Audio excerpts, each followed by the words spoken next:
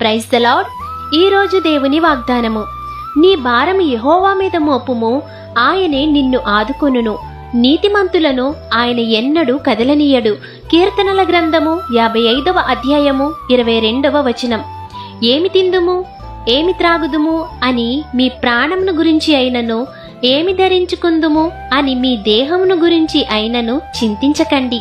ఆహారము కంటే ప్రాణము, వస్త్రము కంటే దేహము చాలా గొప్పవి.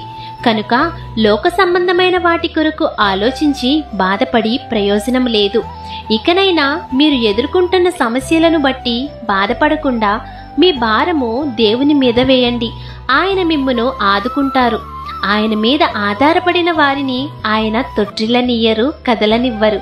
కాబట్టి మీ భారము యెహోవా మీద వేసి మీరు నిశ్చింతగా ఉండాలని ఆశిస్తూ ఈ దిన వాగ్దానం మీ జీవితంలో నెరవేరాలని కోరుకుంటూ దేవుని సువార్త పరిచర్యలో మీ సహోదరి.